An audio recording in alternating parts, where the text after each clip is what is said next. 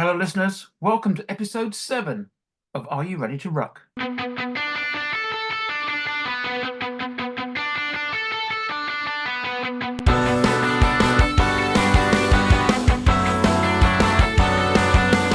there, I'm Kevin Borras. Welcome to Are You Ready to Ruck, a podcast in which I interview all 12 members of the SPRUCE network. SPRUCE stands for Specialists Providing Road User Charging Expertise. As I said with all the other previous 6 guests, if you're talking of road user charging and expertise, you cannot go any further than I'll name the person that I'm with.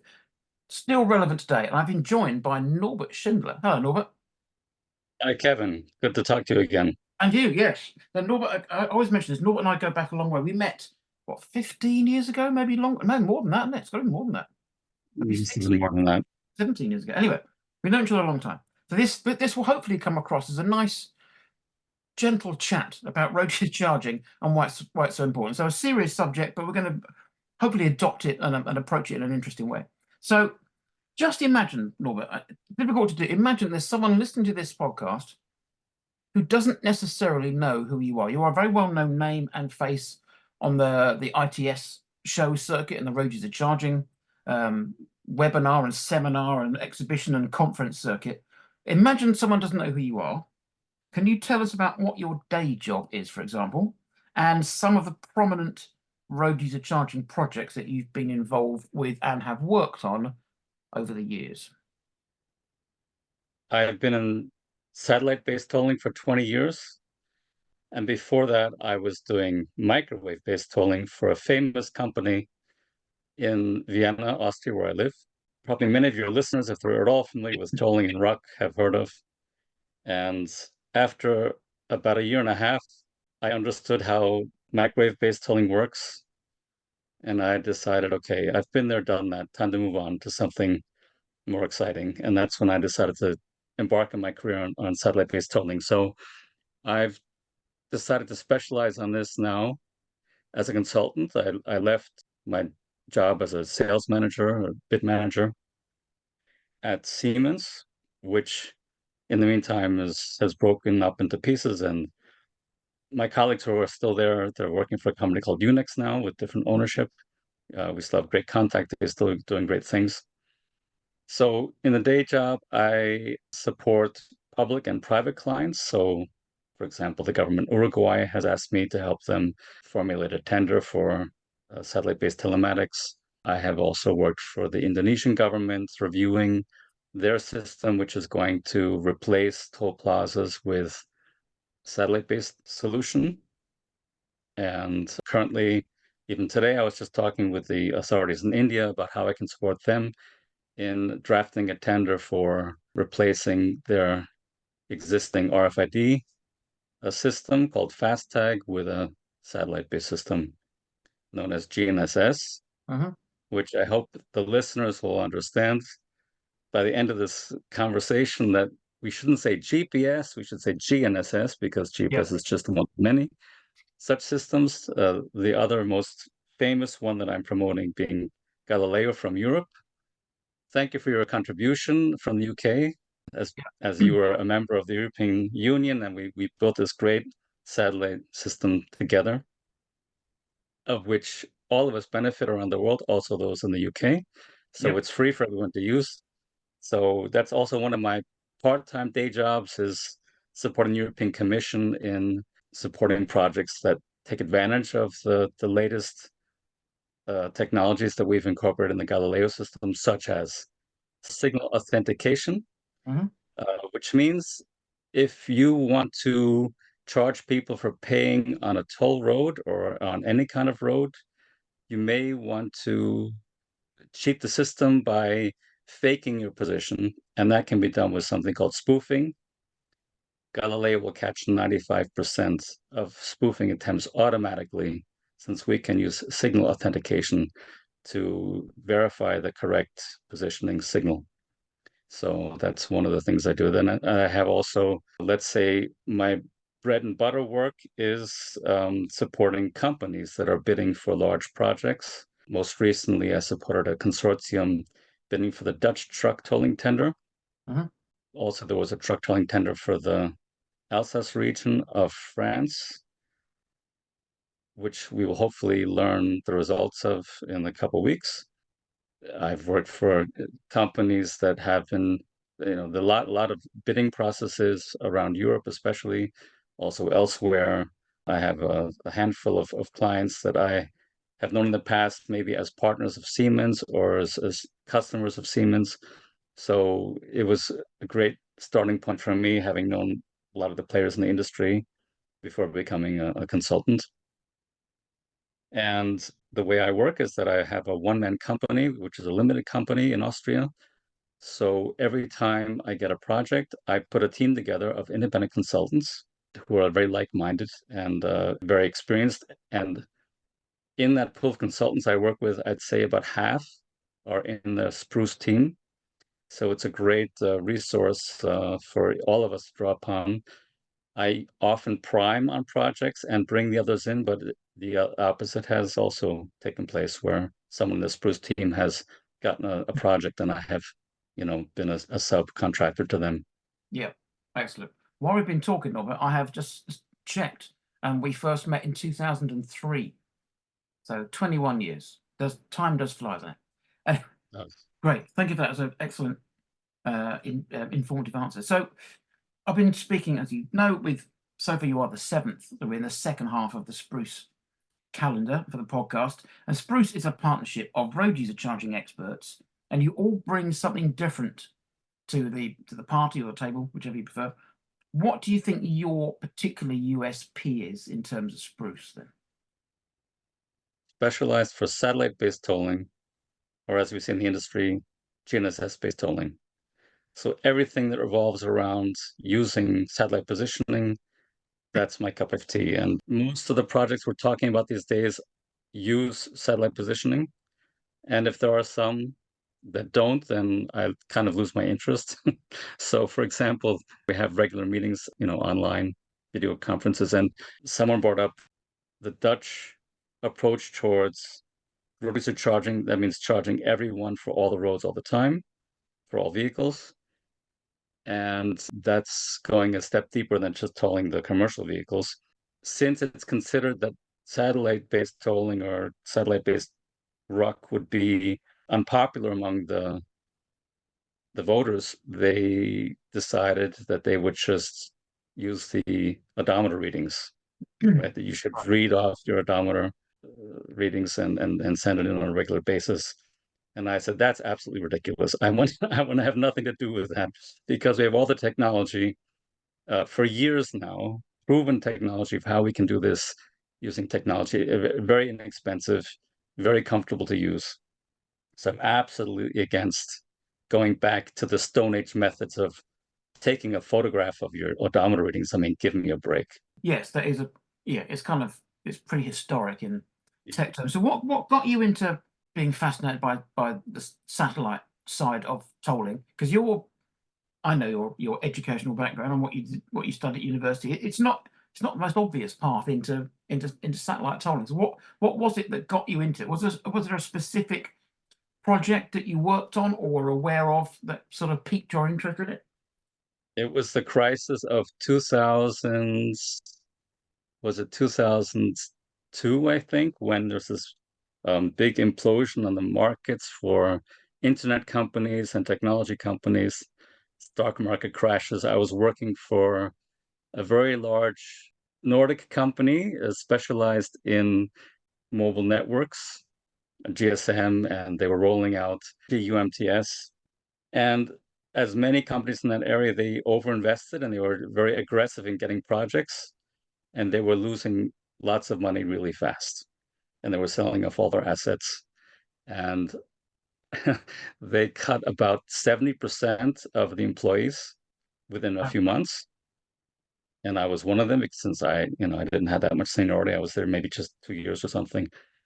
And it just so happened that across the street from the Ericsson building, with the company I worked for, was this famous Austrian company, which had just got a huge deal building up the infrastructure for the Austrian nationwide truck tolling scheme. And so I joined them, and that was an extremely fascinating new area of work. I had a computer science background. I had what we could telecommunications background, and it was a good fit. And from then on, it was clear for me that that's where I was going to stay, probably for the rest of my career. And here we are, and you're still here. Excellent. Right. So I had this discussion with everybody else, and this discussion with other people, which is why it's one of these questions in this sector for years. So road user charging is based on fairness, or should be, in the fact that drivers pay for the roads that they use. So it should be a simple sell in that sense, sell with an S. It should be a simple sell based on your experience globally when planning to implement a road user charging scheme. What factors should be taken into account when a city or country or authority, whatever, is planning on implementing a road user charging scheme? What is the easiest way to implement such a system with the least amount of environmental impact? Don't listen to the consultants, especially those who have been doing this for a very long time and are, let's say, set in their ways, and they have experience with legacy systems that require a lot of infrastructure. Those days are over. It's amazing to me to see how even today multi-lane free flow systems are considered extremely modern. We're replacing toll plazas with all this heavy infrastructure on the roadside. It costs an awful lot of money, and we don't need to invest all that money, right? So don't look at the legacy systems. Look for all the options we have today, the telematics systems that are in the vehicles today. Everyone has a smartphone in their pocket, right? There's in the truck tolling schemes, we have 8 countries that are successfully operating truck tolling schemes. Germany alone is generating, over 7 billion euros per year in toll revenue using the satellite-based system, which was built in 2005. And they built a very expensive version of that system because most of the technology that we have now didn't exist. So I had, from one of my SPRUCE colleagues, we worked together on advising a city in Europe that was considering a congestion scheme. Now, this is a relatively small country. They do not have any DSRC tolling in their country, but they engaged a well-known tolling advisory company. And that well-known company advised them for doing congestion pricing in this relatively small city with 100 entry points. They suggested building microwave infrastructure at all those 100 entry points. And they don't even have that in the country. I mean, how ridiculous is that? And this is a famous company, right? I mean, for New York, it makes sense. Everybody has easy pass and just throwing a couple of readers on the entry points in Manhattan. Okay, it makes sense because the easy pass system is there. It's working well there. Why not to use it? But in this city, to even come to this idea, and that would be the primary recommendation, I just couldn't believe it. Fortunately, my SPRUCE colleague was able to convince the authority to give us a very small package for supporting them in reevaluating this whole approach that was being recommended to them. And fortunately, we were able to convince, by crunching through the numbers, basically, that this approach of heavy infrastructure using microwave DSRC is too costly and ineffective, and it should be a no-go. And that was removed from the table from the authority. So very pleased that we were able to put a satellite-based solution on the forefront of the options being discussed in that city, and hopefully we'll see that being rolled out in a couple of years to maybe some pilots first and so on. But things are going in the right direction. Okay, excellent. I'm glad you mentioned another SPRUCE colleague being involved in that, because the idea with SPRUCE is that at no point, I'm sure, will all 12 of you work on the same project. Maybe 2, maybe 3, sometimes 1, whatever is needed. And we might even compete. We may support different clients, right? That's a good point. There may even be competition at some point. We'll cross that bridge when we come to it.